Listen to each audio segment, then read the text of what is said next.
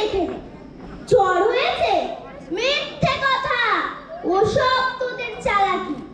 এই যে বাবা চেঁচাচ্ছিলি, শুনতে পাইনি কালাকি? মামার বেগো বদ্যি ডাকবি, সে ডাকিস না হয় বিকেলে, না হয় আমিই বাতলে দেব, বাজবে মামা কি খেলে। আজকে তোকে সেই কথাটা বোঝাবোই বোঝাবো, না বুঝবি তো মগজে তো গজাল মেরে গোজাবো। কোন কথাটা তাও বলেছিস? ছেড়ে দিচ্ছিস আমাতে? কি বলেছিলুম পরশু রাতে বিষ্টু বসের দাওয়াতে? ভুলিসনি তো বেশ করেছিস, আবার শুনলে ক্ষতি। বড় যে তুই পালিয়ে বেড়াস, মারাস নে যে এদিকে।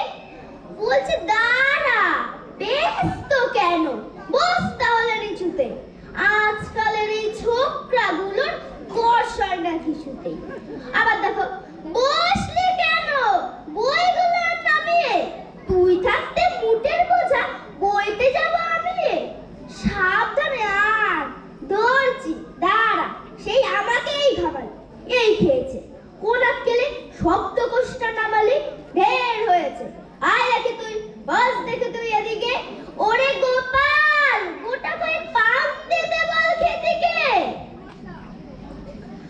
বলছিলাম কি, বস্তু পিণ্ড সূক্ষ্ম হতে স্থূলতে, অর্থাৎ কিনা লাগছে ঠেলা পঞ্চভূতের মূলতে। গোড়ায় তবে দেখতে হবে প্রত্যেকে আর কি করে, রস যাবে প্রবঞ্চময় বিশ্ব তরুণ শিকড়ে। অর্থাৎ কিনা এই মনে কর রোদ পড়ছে গাছেতে, এই মনে কর চাঁদের আলো পড়লো তারই পাশাতে। আবার দেখো, এর মধ্যে হাই তোলবার মানে কি, আকাশ পেরে তাকাশ কালে যাচ্ছে কথা কানে কি।